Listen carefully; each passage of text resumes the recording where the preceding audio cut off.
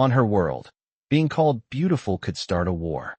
The air inside docking bay 12 tasted like cold metal and recycled oxygen, sharp enough to sting the back of Ethan Cole's throat as he wiped grease across his knuckles and leaned deeper into the open panel. The ship's cooling system humming unevenly beneath his hands, numbers flickering across his wrist display.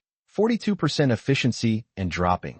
Just another broken thing in a galaxy that didn't care if it stayed that way. He liked it that way. Simple problems, simple fixes, no politics, no titles. Just parts and pressure and the quiet satisfaction of making something work again. But the moment the bay doors opened, everything changed, not because of the sound, though the hydraulic hiss echoed like a warning, but because of what followed. Silence, the kind that rolled in waves, swallowing voices, swallowing motion, swallowing even the hum of machines as workers straightened, tools lowering, eyes dropping to the floor as if gravity itself had shifted. Ethan didn't look up at first, didn't care to, until he felt it. That subtle shift in the air, like standing too close to a storm. And when he did, it hit him all at once, not like fear, not like awe, but something quieter, heavier, harder to name. She moved through the bay without rushing, each step measured, her presence bending the space around her, guards in polished armor flanking her at a precise 6-foot distance, their boots striking the metal deck in perfect sync. But it wasn't them that held him, it was her, the way light caught along her skin. Blue, but not just blue, something deeper, like ocean water seen through glass, shifting with every breath, every motion, her posture impossibly straight, chin lifted not in arrogance, but in certainty, like she had never once questioned her place in the universe. Ethan realized, dimly, that everyone else had already lowered their gaze, that no one was looking at her, not really. And that's when he made his mistake. He kept looking. Maybe it was curiosity, maybe it was exhaustion, or maybe it was just that stubborn human part of him that refused to follow rules he didn't understand. But he watched her the way he would watch a sunrise over a broken horizon, openly, without calculation, without fear, and when her eyes found his, everything in the bay seemed to tighten at once, like a held breath that might never release. They were brighter up close, her eyes, not glowing, not unnatural, just clear, impossibly clear, like nothing had ever been hidden from them. And for a second, just a second, he wondered what she saw when she looked at him, a grease-stained human with calloused hands and a half-repaired system blinking warnings behind him. She stopped, and that alone felt wrong, like something in the universe had slipped out of alignment, her guards shifting subtly, tension threading through their stance. But she didn't look at them, only at him. Her voice, when it came, low and controlled, precise in a way that made every word feel deliberate. "Why are you staring, human?" And there it was, the question that carried more weight than it should have, more than a simple challenge, something sharper beneath it, something learned and enforced and never broken. Ethan became aware of the silence pressing in from all sides, of the way no one moved, no one spoke, of how easy it would be to drop his gaze, mutter an apology, disappear back into his work and let the moment pass like it was never his to hold. But the words that came weren't calculated, weren't safe. They rose from somewhere instinctive, something unpolished and entirely human.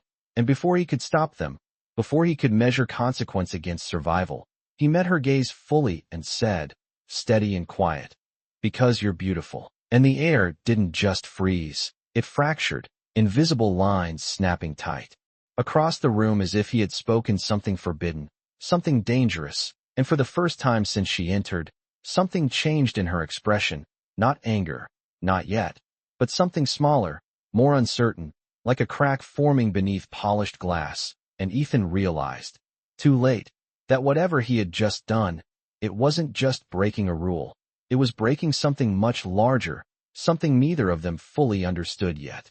The first sound was not a shout, not a weapon, but the subtle shift of breath across the entire docking bay, like 1,000 lungs forgot how to exhale at once. Ethan felt it more than heard it, the pressure in the air tightening against his chest, as if the station itself was waiting to see what would happen next. And for a brief, surreal second, he wondered if maybe nothing would. Maybe the moment would pass, maybe she would turn and continue walking as if he had said nothing at all. But she did not move, Not forward, not back, only closer, one measured step that echoed louder than the synchronized boots of her guards ever could. And that was when he noticed the details he had missed before. The faint shimmer along her skin like light moving beneath the surface, the controlled rise and fall of her breath. The way her fingers curled ever so slightly at her sides, as if holding something in place, something that should not be seen. Do you understand what you have said? Her voice came again, softer now, but it carried further, threading through the silence with an intensity that made it impossible to ignore, and Ethan realized this was no longer a public question, no longer a performance for the guards or the workers.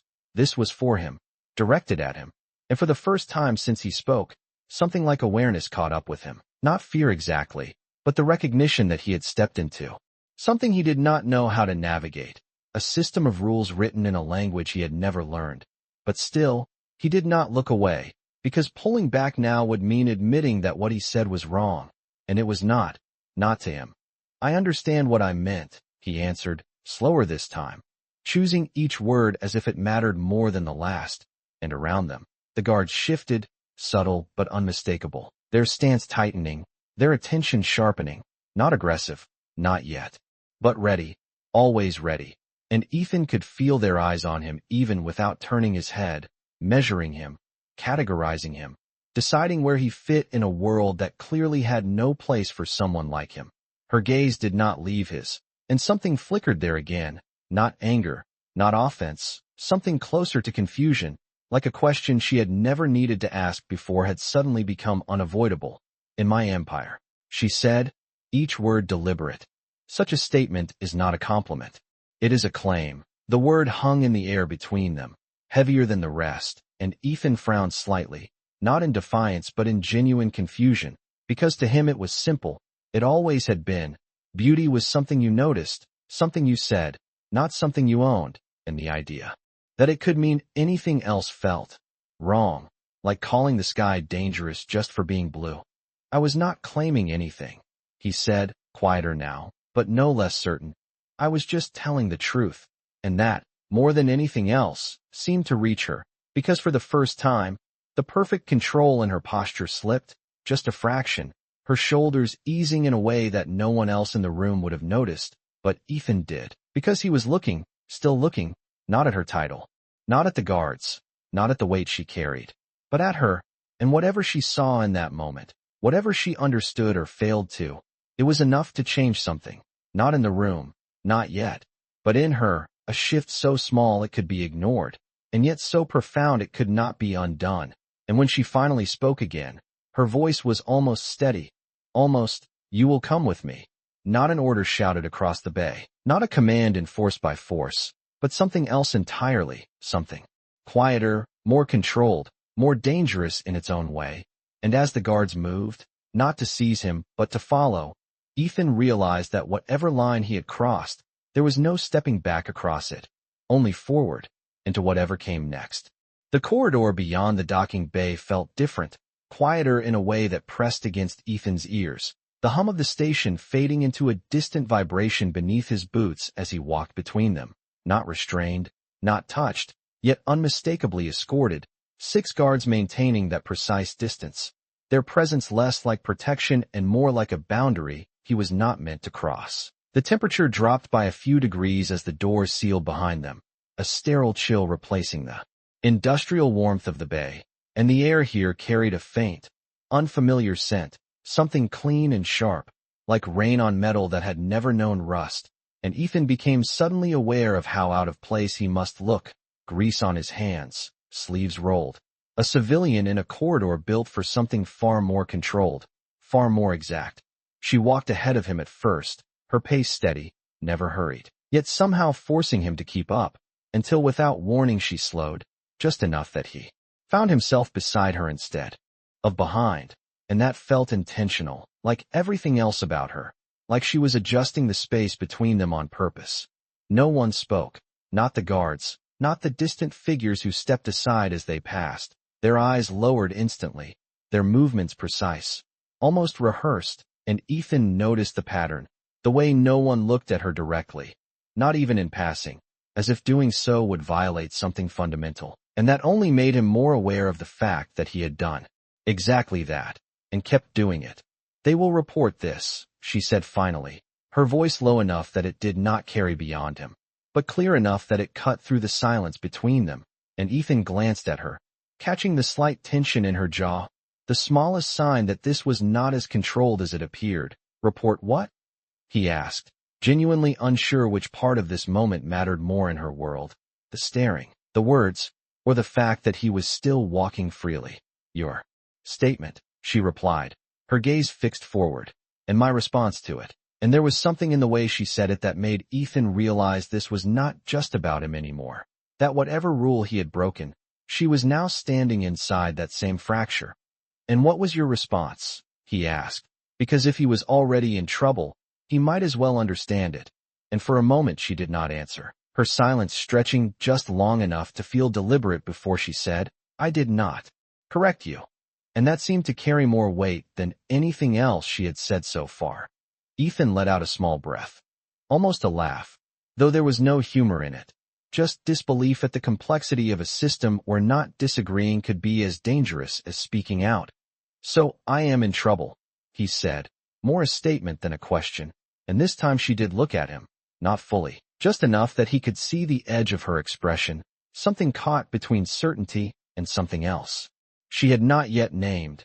"Yes," she said simply, and then, after a pause that felt longer than it should have, "but not for the reason you think." And that was when they stopped. The doors ahead were taller than anything in the docking bay, smooth and seamless, no visible handles, no markings except a faint, shifting pattern that responded as she approached, light tracing along its surface in thin lines that pulsed once, then parted without sound, revealing a space beyond that felt less like a room and more like an absence of everything he understood, wide and open, yet contained, the temperature warmer here, the air softer, almost breathable in a way the rest of the station was not. And as Ethan stepped inside, he realized. The guards did not follow, they remained outside, the doors sealing behind him with a quiet finality that echoed louder than any alarm. Leaving him alone with her for the first time, she moved further into the room, then stopped, turning fully now, facing him without the barrier of protocol or distance, and for a moment neither of them spoke, the silence different here, not tense, not watchful, just waiting, and when she finally broke it, her voice was no longer the controlled tone of a ruler, addressing a subject, but something more direct, more uncertain. "Why did you not look away?" And Ethan did not hesitate this time, because the answer had not changed, "Because I did not want to," he said, simple, honest, and entirely insufficient for the world she came from. And yet, as she held his gaze again, truly held it this time without interruption, it seemed to matter more than anything else he could have said. The silence inside the chamber did not feel empty. It felt alive, like the air itself was listening, holding on to every breath, every shift of weight, every unspoken thought. And Ethan became aware of the sound of his own heartbeat, steady but louder than it should have been, echoing faintly in the stillness as he stood there facing her without the shield of distance or distraction. The light in the room was softer than anywhere else on the station, diffused from above in a way that made edges blur slightly, as if nothing here was meant to be seen too sharply. And yet she stood at the center of it all with perfect clarity, her form outlined in that quiet glow, her presence no less commanding without the guards, without the corridor, without the watching eyes of others. And somehow that made it more intense, not less. She did not move right away, did not speak, just studied him in a way that felt different now, not as a ruler assessing a subject, but as something closer to curiosity, careful and deliberate, as if he were a problem she could not quite solve. And Ethan resisted the urge to fill the silence, because he had already learned that in her world, words carried weight he did not fully understand, and saying the wrong thing might shift everything again. When she finally stepped closer, the movement was small but unmistakable, closing the distance between them by a single pace. And it changed the air immediately, not threatening, not aggressive, just closer, enough that he could see the subtle variations in her skin, the way the blue shifted with the light, the faint pattern beneath it like something alive and moving. And he realized with a quiet start that no one else probably ever saw her like this. Not this near, not this unguarded. Where I come from, she said slowly, her voice softer than before, no longer projecting authority but carrying something more internal, more measured. No one looks at me without permission, and the words settled between them, not as a warning, but as a fact, something that had always been true until this moment. And Ethan nodded slightly, not in agreement but in understanding, because that explained the silence, the lowered eyes, the way the entire docking bay had shifted when she entered. That sounds lonely, he said, before he could stop himself, and for a fraction of a second, something in her expression changed again, sharper this time, not anger, but surprise, like the concept itself had never been framed that way before. She held his gaze, searching, weighing, and he could almost see the calculation behind her eyes, the conflict between what she had been taught and what she was experiencing now. And when she spoke again, there was a faint edge to her tone, not defensive, but uncertain in a way that felt more revealing than any admission. It is not loneliness, it is order, she said, and Ethan tilted his head slightly, considering that, the word order, the way it fit into everything he had seen so far, the precision, the control, the distance, and yet, standing here with her, it did not feel like order, it felt like something missing. Maybe, he said quietly, but where I come from. If no one looks at you, it usually means no one sees you. And the moment the words left his mouth, the room seemed to still even further, if that was possible, the air tightening again, not with tension this time, but with something deeper, something that neither of them could easily name. She did not respond right away, and for the first time since he met her, she looked away, just slightly, her gaze shifting past him as if she needed a second to process what he had said, and that, more than anything else, told him he had touched something real, something beneath the surface of titles and rules and expectations. And when her eyes returned to his, there was something new there, not fully formed, not yet understood, but undeniably present. You speak as if seeing and looking are the same, she said, her voice quieter still, almost thoughtful, and Ethan gave a small shake of his head, a faint smile tugging at the corner of his mouth despite everything. They are not, he said, meeting her gaze without hesitation. Most people just do not know the difference. And for a long moment, neither of them moved, the distance between them unchanged, but everything else shifting in ways neither of them could undo. Because for the first time in her life, someone had not just looked at her, he had seen her, and she was beginning to realize she did not know what to do with that. The space between them no longer felt like distance. It felt like something fragile, something that could shift with a single word, a single breath. And Ethan became aware that whatever this was, whatever was forming in the quiet between them, it did not belong to rules or titles or the structure of her world. It belonged to something far less controlled, something neither of them had been prepared for. She turned away first, not abruptly, not as a dismissal, but as if she needed the movement.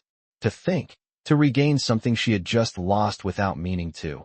Her steps slow as she moved toward the far side of the chamber, where the light dimmed slightly, her silhouette softening against the curved walls, and Ethan watched her go, not out of defiance now, but because he did not know how not to, because looking away would feel like undoing something that had already been set in motion.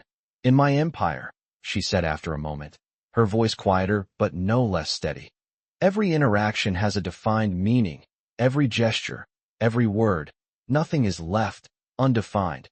She paused on that last word, as if it did not quite fit in her mouth, as if it belonged more to him than to her, and Ethan leaned back slightly, resting his weight on one foot, grease-stained hands finally still at his sides, considering that, because to him, most things were undefined, messy, unplanned, and that was exactly what made them real.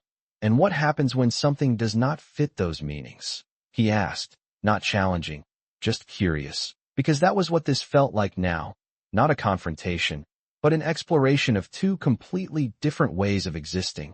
And she stopped moving, her back still to him for a second before she answered. It is corrected. And there it was again. That word, precise, controlled, final, and Ethan felt a small, quiet resistance rise in his chest. Not anger, not rebellion, just a simple refusal to accept that everything had to be forced into place. And if it cannot be corrected, He pressed, and this time she did not answer right away, the silence stretching longer than before, heavier, as if the question itself had no place in her world, as if it had never needed to exist until now. And when she turned back to face him, there was something different in her expression again, something less certain, less absolute. Then it becomes a problem, she said, and Ethan let out a soft breath, almost a laugh, though there was no humor in it, just recognition, because in his world, problems were things you fixed, not erased, not controlled, just worked through. Where I come from, he said slowly, meeting her gaze again. Sometimes the things that do not fit are the ones that matter most. And he saw it then, clear as anything. The way the words landed, not as defiance, but as something that unsettled her in a way she could not immediately resolve. And for a moment, the room felt smaller, not physically, but emotionally, like the space between them was filling with questions neither of them had answers to. A faint chime broke the silence, soft but distinct, coming from somewhere beyond the sealed doors, and her posture shifted instantly, not back into cold authority, but into something practiced, something expected, the weight of her position settling back onto her shoulders even as something beneath it remained altered. She closed her eyes briefly, just a second, as if steadying herself, and when she opened them again, the clarity had returned, but not completely, not fully, because there was still that trace of something new, something uncontained. They are waiting, she said, and this time the words carried more than information.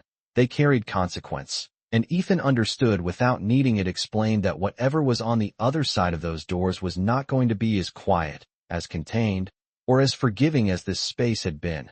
She stepped closer again, not as near as before, but enough to close some of the distance, her gaze holding his with a new intensity, not just curiosity now, but something more deliberate, more aware. When we leave this room, she continued, her voice steady but lower, you will not speak unless I allow it. And there was no threat in it, only necessity, the kind that came from a system that did not bend easily. And Ethan nodded once, not because he agreed with the rule, but because he understood the situation, because whatever this was between them, it was not strong enough yet to survive open defiance, not out there. She studied him for a moment longer, as if confirming something unspoken, and then, just before she turned toward the doors, she added, quieter than before, almost as if the words were not meant to exist beyond this room. Do not look at me like that out there. And Ethan frowned slightly, caught off guard. Like what? He asked, and for the first time, something close to vulnerability crossed her expression, brief and nearly invisible, but real. Like you see me, she said, and then she turned away, the doors already beginning to respond to her presence, leaving Ethan standing there with the realization that, in a world built on order and control, the most dangerous thing he had done was not speaking out of turn, it was seeing her at all. The doors opened without a sound, but everything beyond them felt louder, brighter, heavier, like stepping out of still water into a current that never stopped moving, and Ethan felt it immediately, the weight of attention, not on him, not directly, but on her, always on her. The corridor outside no longer empty, but lined with figures standing at exact intervals, their posture rigid, their eyes lowered the moment she appeared, a living pattern of obedience that stretched as far as he could see. And for the first time since he had met her, Ethan understood what she meant by order, not as a concept, but as something physical, something enforced by every person in her presence. He followed half a step behind, remembering her words, not speaking, not reaching, not even letting his gaze linger the way it had before. But it was harder now, because he knew what he was not supposed to see, and that knowledge made everything sharper, every movement, every shift in her posture, every breath she took as she moved forward with that same controlled grace. Except now he could see the effort behind it, the way her shoulders held tension just beneath the surface, the way her steps were precise not because they had to be, but because they always had been. The corridor opened into a larger chamber, and this one was not quiet, not empty. It was filled, not with noise, but with presence, dozens of figures arranged in a semicircle, each distinct yet unified by the same stillness, their clothing more elaborate, their stance more deliberate, and as she entered, they bowed in perfect unison. a movement so synchronized it felt less like respect and more like protocol written into their bodies.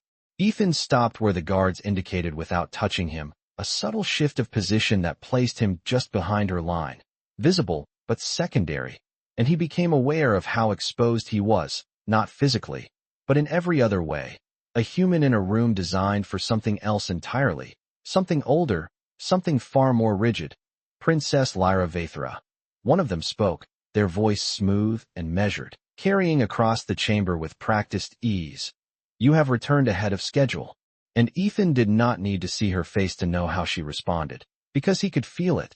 The way her presence settled, sharpened, became something colder, more defined, like a blade sliding back into its sheath. Circumstances required adjustment, she replied, her tone perfectly controlled, giving nothing away, not the room they had just left, not the conversation, not the fracture that still lingered beneath the surface. There was a pause, brief but noticeable, and Ethan sensed the shift in attention, subtle but collective, the awareness of him, the anomaly standing where no one like him should be, and though no one looked directly, he could feel the question ripple through the room without being spoken.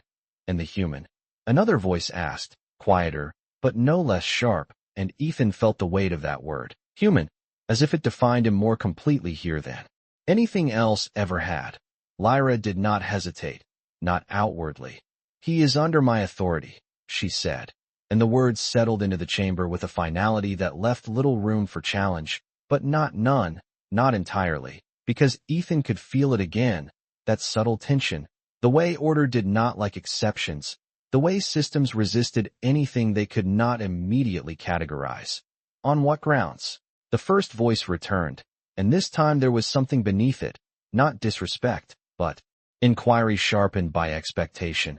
And for a fraction of a second, Ethan wondered what she would say, how she would frame him within a structure that did not account for honesty without permission, for looking without fear, for seeing without claiming.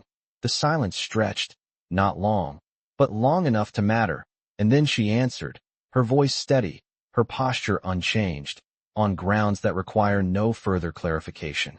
And that was not an explanation, it was a boundary, drawn clean and deliberate. And the room responded the only way it could, with stillness, with acceptance that was not agreement but compliance. Ethan kept his gaze forward, careful now, aware of every instinct telling him to look, to understand, to read the expressions he was not meant to see. But he remembered her words, the warning beneath them. And so he did not fully, not openly, even as every part of him remained aware of her, of the way her presence anchored the entire room, of the way something unspoken still existed between them despite everything around them. Very well, the voice said at last, and the tension eased, not gone, but contained, folded back into the structure that governed this place. And as the conversation shifted, moving on to matters Ethan could not fully follow, formal, precise, layered in meanings he did not yet understand, he realized something important, something that settled quietly into his thoughts. That whatever had happened in that private chamber, whatever line he had crossed, and whatever change it had sparked, it had not stayed there.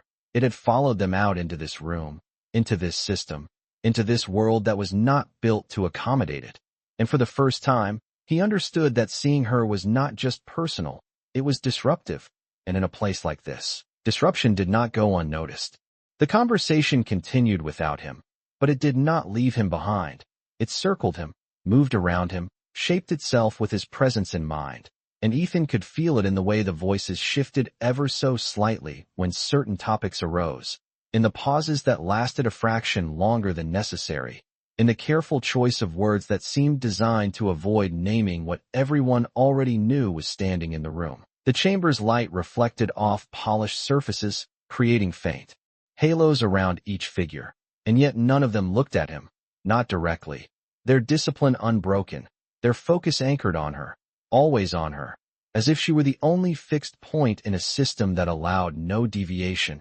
And for a moment, Ethan wondered what it would feel like to live like that, to exist in a world where every action had meaning, every word had weight, every glance had consequence, and whether there was any room at all for something as simple as honesty. Lyra stood at the center of it all, her posture flawless, Her voice measured as she responded to questions about supply routes, diplomatic schedules, energy allocations, all the things that seemed to matter here, all the things that sounded important and yet felt distant to him, because beneath it, beneath all of it, he could still sense the shift that had started in that private room, subtle but present, like a change in temperature you could not quite explain but could not ignore either. Your adjustment has created a delay. One of the figures noted, their tone respectful but firm. And delays invite scrutiny. And Ethan caught the implication, the unspoken pressure behind the words, the expectation that everything remained predictable, controlled, contained, and he saw the way Lyra absorbed it without reaction, her expression unchanged, her voice steady as she replied, "Then we will proceed without further delay." And it was a perfect answer, precise, sufficient, leaving no opening for challenge. And yet, for just a second, Ethan wondered if she even heard what was being said anymore, or if part of her was still back in that chamber, replaying words that did not fit into any defined meaning. Another pause, another shift, and this time the attention turned again, not openly, but unmistakably, toward him, like a current redirecting itself beneath the surface. The human's presence remains irregular. A different voice said, smoother, but carrying the same underlying tension, and Ethan felt it again, that sense of being measured without being seen, categorized without being understood, and he resisted the urge to react, to speak, to clarify something that could not be explained in their terms anyway. Lyra did not hesitate, not this time. Irregular does not mean unacceptable, she said, and the words landed differently. Not just a defense, but a statement, something that pushed gently against the rigid edges of the system without breaking them outright. And that alone seemed to ripple through the room, subtle but undeniable. It does, when it lacks definition. The first voice countered, still calm, still composed, but firmer now, and Ethan could feel the tension rising again, not explosive, not dramatic, just a tightening, a narrowing of possibilities as the system attempted to correct what it did not understand. Lyra's gaze remained forward, but Ethan saw the slight shift in her stance, the way her shoulders aligned, the way her presence sharpened just enough to signal something more than compliance. "Then we will define it," she said, and for the first time since entering the chamber, there was something in her voice that did not belong entirely to the structure around her, something that echoed from that private room, something that had been shaped not by protocol, but by him. The silence that followed was different, not just acceptance, not just calculation, but consideration, as if the idea itself required processing, required adjustment, and Ethan realized that this was how change happened here, not through force, not through defiance, but through definition, through finding a place for something that did not previously exist. The conversation moved on again, but the shift remained, subtle, incomplete, and as Ethan stood there, still silent, still out of place, he became aware of something else, something quieter, more personal. The way Lyra's presence felt different. Now not just a force of authority, but something more complex, something that had been altered in a way no one else in the room could fully perceive, because they had not been there, they had not heard the words, they had not seen what he had seen. And for the first time since this began, Ethan understood that whatever this was, whatever line had been crossed, it was not just his problem anymore, it was hers too. And in a world built on perfect order, that might be the most dangerous thing of all. The chamber did not erupt, it did not fracture, it simply shifted, like a system recalculating itself in real time, and Ethan felt it in the way the silence lingered just a second longer than before, in the way no one immediately responded to her last words, as if, define it, had introduced something that did not yet have a place in their structure. The light overhead dimmed slightly, adjusting automatically to some unseen cue, casting softer reflections across the curved surfaces, and in that subtle change, the room felt less rigid, though no one moved, no one broke formation, no one looked where they were not supposed to, and yet the atmosphere had altered, almost imperceptibly, like pressure easing just enough to be noticed if you were paying attention. Ethan did not move either, but his awareness sharpened, because this was not over, not even close. Whatever had begun between them had now entered a space where it would be examined, measured, and possibly corrected, and he understood, without being told, that he was no longer just a bystander. He was a variable. Then define it. The first voice said again, not challenging this time, but accepting the premise, though the words carried an expectation, a demand for clarity, for boundaries, for something that could be understood and contained, and Ethan felt a quiet tension settle in his chest. Because some things could not be defined without losing what made them real. Lyra did not answer immediately, and for the first time since entering the chamber, that hesitation was visible, not as weakness, but as something more complex, a pause that suggested she was not selecting from existing answers, but considering something entirely new, and Ethan realized how rare that must be for her, to not already know, to not already have a defined response. She began, and then stopped, just for a fraction of a second. But it was enough for Ethan to notice, enough for the room to register it even if no one reacted outwardly. And in that pause, he understood that whatever she said next would matter, not just for him, but for her, for how she fit back into the system after this moment. Under observation, she finished, and the words settled into place with a kind of quiet precision, not entirely true, not entirely false, but close. Enough to function within their structure, close enough to be accepted without immediate resistance. The response was subtle, a collective recalibration, the room adjusting to the new definition, not embracing it, but allowing it, and Ethan let out a slow breath he had not realized he was holding, because that could have gone differently, much differently, and the fact that it had not meant something, even if he could not yet define what. For what purpose? Another voice asked, still calm, still measured, but pressing just enough to test the boundaries of her statement, and Ethan felt it again, that quiet tightening, the system probing for weakness, for inconsistency, for anything that could be corrected. Lyra's posture did not change, her gaze steady, her voice returning to that controlled clarity that seemed to anchor everything around her. To determine applicability, she said, and Ethan almost smiled at that, because it was such a precise way of saying something so much simpler. To see if he fit, to see if he belonged, to see if what had happened could be made acceptable. The chamber absorbed the answer, processed it.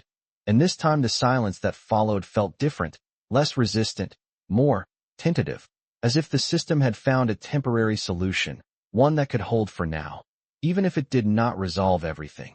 The discussion shifted again, moving into other matters, but the thread remained, subtle, persistent, woven into the space between words. And Ethan realized that this was how things changed here, not through sudden breaks, but through small adjustments, definitions that expanded just enough to include something new without collapsing the whole.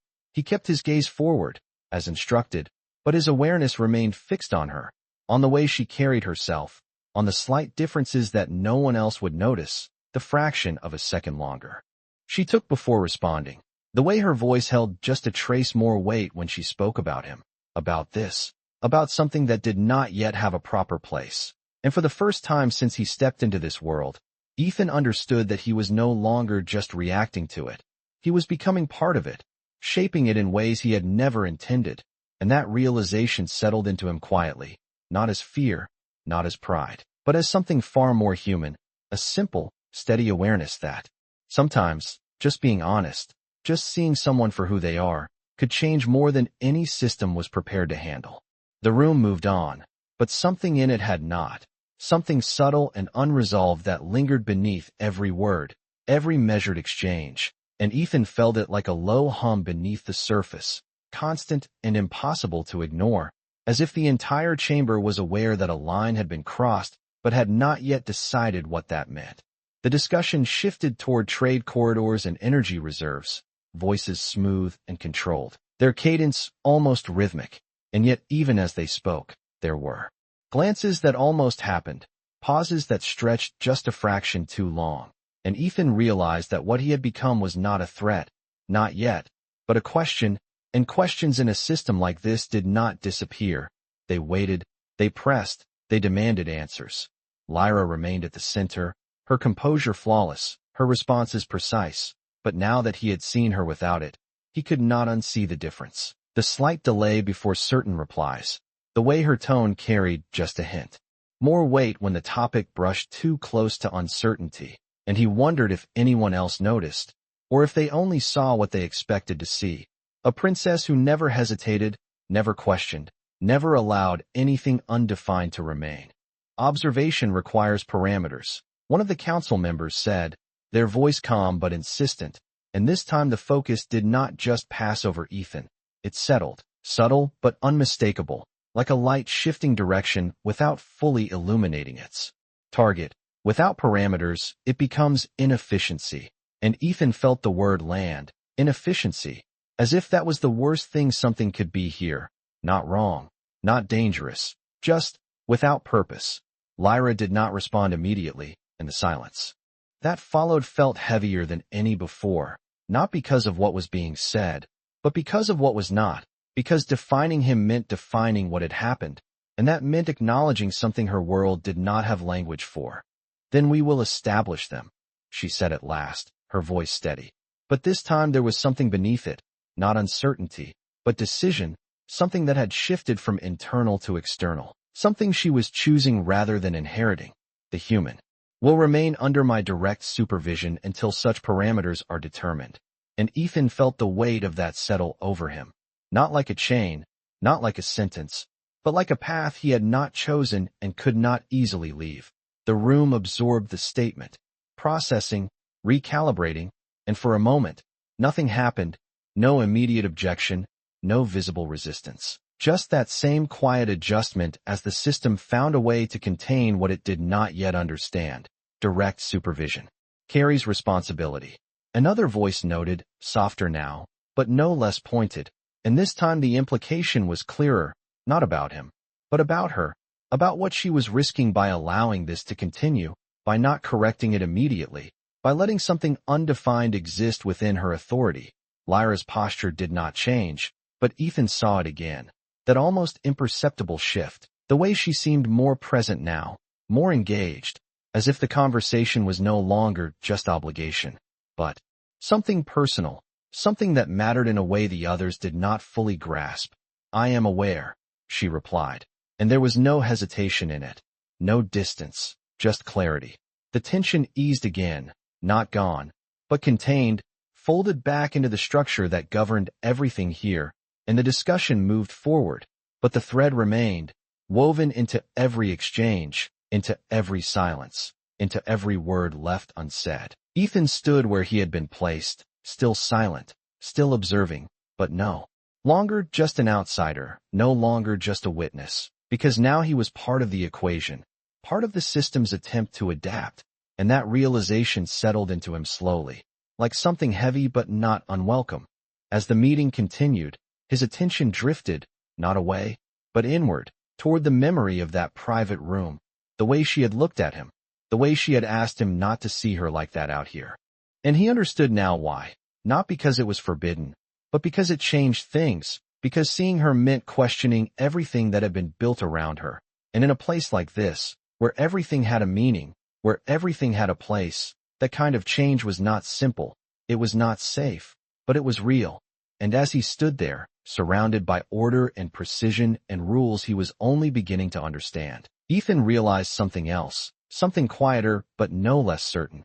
That whatever happened next, whatever definitions they created, whatever parameters they set, it would not erase what had already begun, because some things, once seen, could not be unseen, and some truths, once spoken, did not disappear just because a system refused to name them.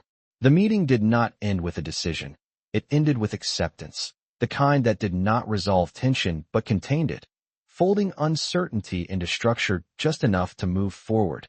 And when the final voice fell silent, the chamber held still for a fraction longer than necessary, as if confirming that nothing had broken, nothing had slipped beyond control. Before the figures began to withdraw in the same precise order they had formed, their movements measured, their gazes lowered, their roles reasserted without a single word needing to be spoken. Ethan remained where he was until the last of them had stepped back, until the space that had once felt crowded returned to something quieter, something less oppressive but no less controlled, and only then did he notice the subtle shift in the air again. The way the tension eased not because it was gone, but because it had been postponed. Lyra did not move immediately, her posture still, her gaze forward, as if she were holding the Moment in place just a second longer than the system required, and Ethan wondered if she felt it too. That lingering presence of something unresolved, something that had not been defined, only delayed. When she finally turned, it was not toward the exit, but toward him, and for a brief moment, the chamber felt like that private room again, quieter, more contained, the distance between them shrinking not physically, but in every other way that mattered. The guards remained at the edges, present, but distant, their role unchanged, their attention fixed where it belonged, and yet Ethan could feel the difference, the way this moment did not belong to them, the way it existed just outside the structure they upheld.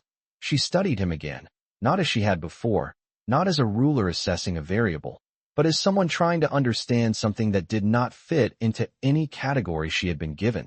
And when she spoke, her voice carried none of the formal precision from moments earlier, only something quieter, more direct. "You did not follow my instruction," and Ethan blinked slightly, caught off guard. Because he had been careful, he had remained silent, he had kept his gaze forward, and for a second, he wondered what he had missed. "I did not speak," he replied, his voice low, respectful without submission, and she held his gaze, not challenging, just certain.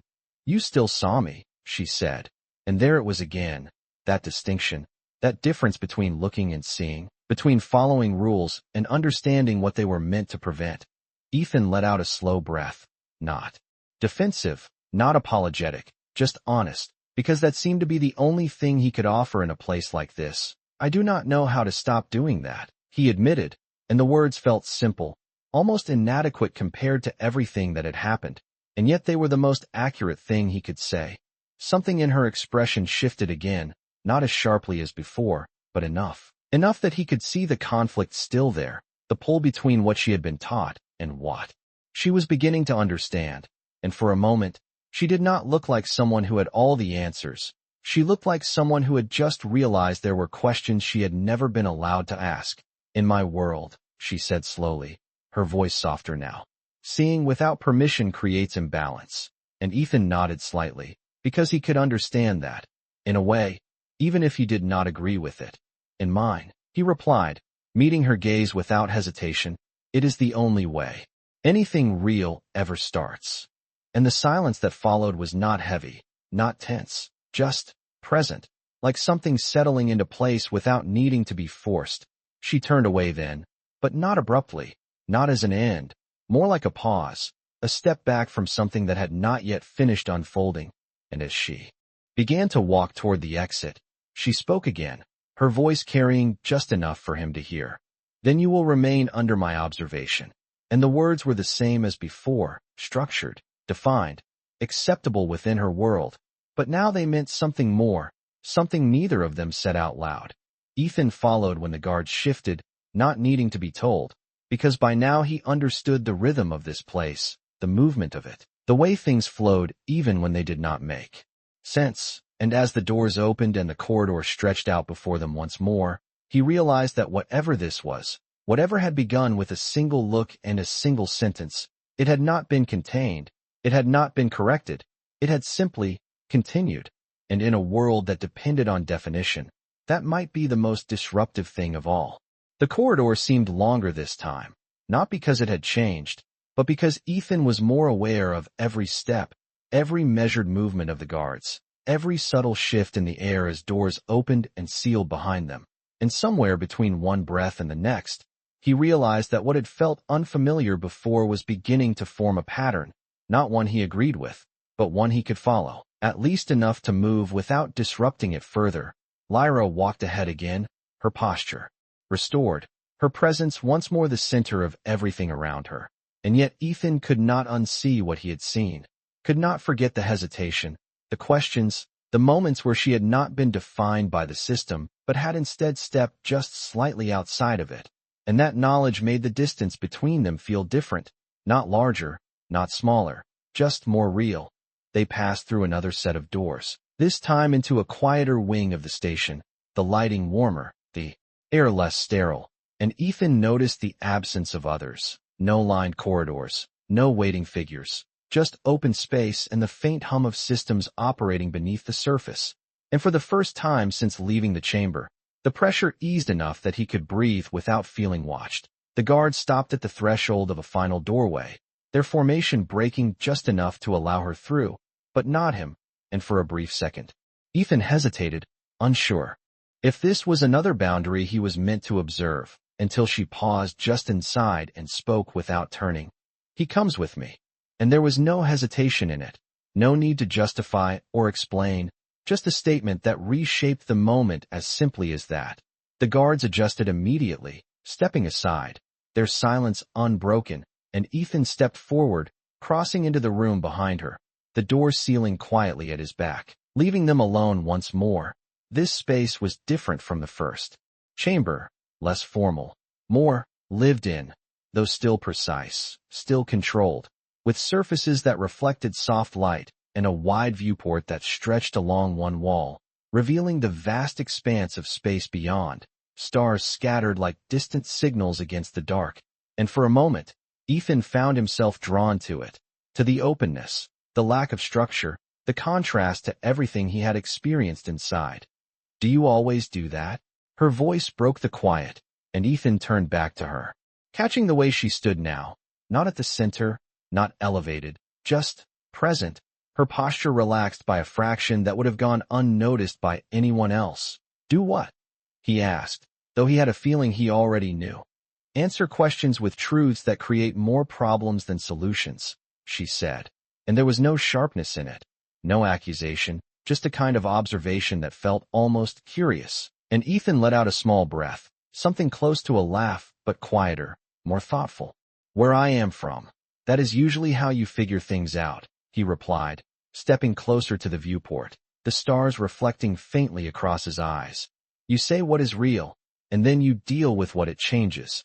And he glanced back at her, meeting her gaze again, not challenging, not defying, just there. She watched him for a moment, her expression unreadable in the way it had been when they first met, but now he knew better. Now he could see the layers beneath it, the thoughts moving. Behind her eyes, the questions she had not yet asked, and when she spoke again, her voice was quieter than before, almost reflective.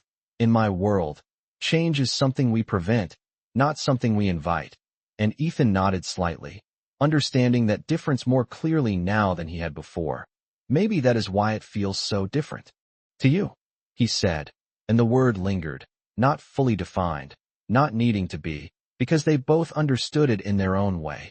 She moved then, not away, but closer, just enough to narrow the space between them again, her gaze steady, searching in a way that was no longer hidden, no longer restrained by the presence of others.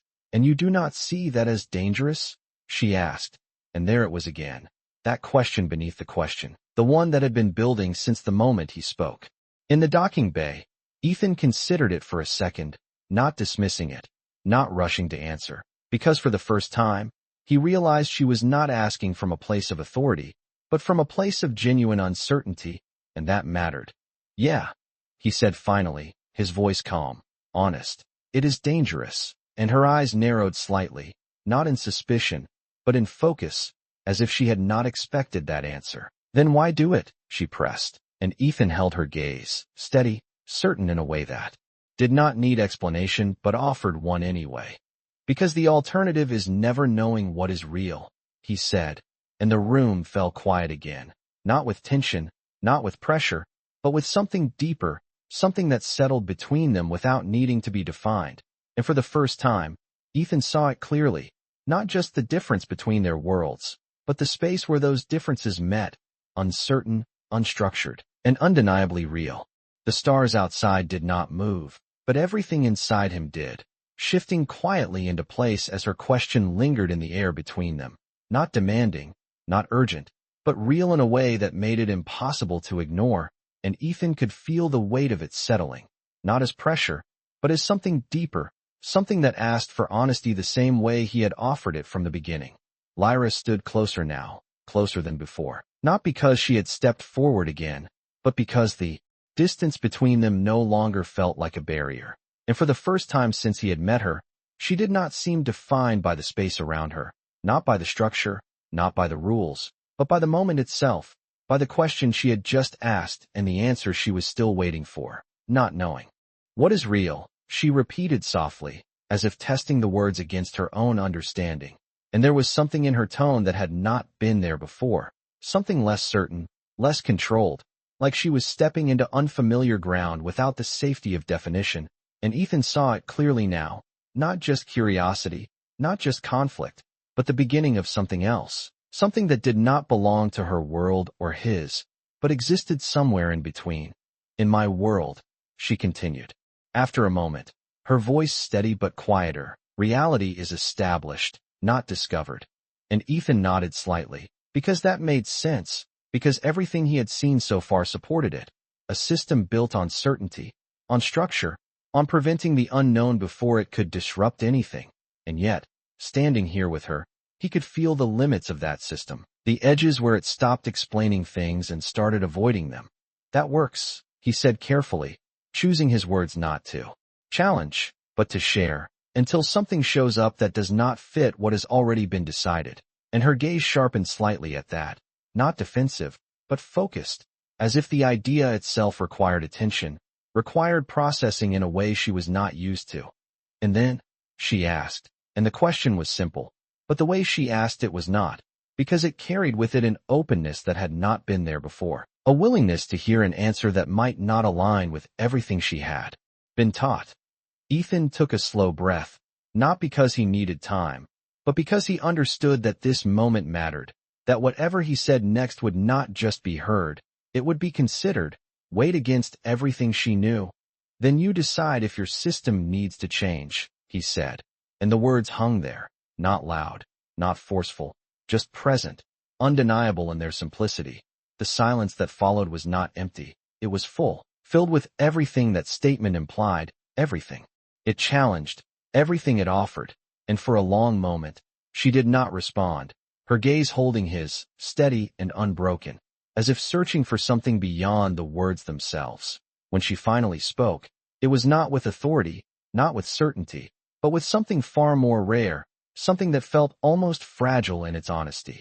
And if changing it creates instability, she asked, and Ethan saw it then, not as a weakness, but as a truth, the real concern beneath everything else, not about rules or protocol, but about what happened when those things were no longer enough. He considered it, not dismissing it, not minimizing it, because he understood that fear, even if it looked different where he came from, it probably will, he admitted, his voice calm, steady, and she blinked slightly. The answer clearly not what she had expected, and for a second, he almost smiled, because that was the point, because reality was not neat, not controlled, not perfectly defined. But instability is not the same as failure, he added, and that seemed to land differently, not as a solution, but as a possibility, something she could hold without rejecting outright. She looked away then, not as she had before, not to escape, but to think, her gaze drifting toward the viewport, toward the stars that stretched endlessly beyond the glass. And Ethan followed her line of sight, the vastness of it grounding in a way nothing else in this place had been. Because out there were no rules, no definitions, just existence, raw and unstructured. You speak as if uncertainty has value, she said after a moment, her voice softer now, almost reflective, and Ethan nodded once, because to him, that had always been true. It does, he said, and when she looked back at him, really looked this time, not as a subject, not as an anomaly, but as something else entirely, something she had not yet named, he felt it again. That shift, that quiet, undeniable change that had started with a single sentence and had now grown into something neither of them could fully define. And in that moment, with the stars stretching out endlessly behind her and the structure of her world just beyond the walls of this room, Lyra Vathra stood at the edge of something new, something untested, something real, and for the first time, she did not look away from it. The stars did not answer her, but they did not need to, because for the first time in her life, Lyra Vathra was not looking at them for certainty. She was looking at them for possibility, and that alone changed something fundamental in the way she stood, the way she breathed, the way the silence around her no longer felt like control, but like space. Ethan did not move, did not speak, because he understood now that this moment was not his to fill, it was hers to step into. And so he simply remained where he was, present, steady, the same way he had been from the beginning, not trying to guide her, not trying to influence her, just existing in a way that her world had not accounted for. She exhaled slowly, the sound almost imperceptible, but real, and when she turned back to him, there was no trace of the distance she had maintained before, no barrier of protocol, no shield of expectation, only clarity, not the kind that came from knowing everything, but the kind that came from accepting that she did not. "If I allow this," she said quietly, her voice no longer shaped by an audience, no longer bound to structure. "If I allow something undefined to exist within my authority, it will not remain contained." And Ethan nodded once, because that was true, because that was the nature of anything real. It did not stay small. It did not stay hidden. It grew. It spread. It changed things whether you were ready for it or not. "Yeah," he said simply, and there was no warning in it, no persuasion, just acknowledgement, and for a moment, they stood there in that shared understanding, not as ruler and subject, not as anomaly and authority, but as two people facing the same unknown from different sides. She stepped closer then, not hesitating this time, not measuring the distance as she had before, but closing it with intention, until there was nothing formal left between them, nothing defined, nothing controlled, just presence, just awareness, just the quiet weight of something that had not existed before.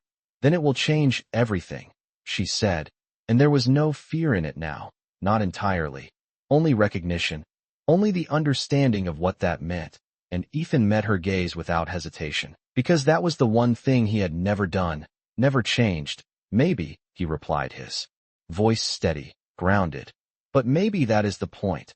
And the words settled between them, not as an argument, not as a conclusion, but as something open, something unfinished. She studied him for a long moment, not searching for weakness, not measuring him against anything else, but seeing him, truly seeing him in a way that mirrored what he had done from the start. And in that reflection, something shifted again, something deeper, something that could not be undone, because now it was not one-sided, now it was shared.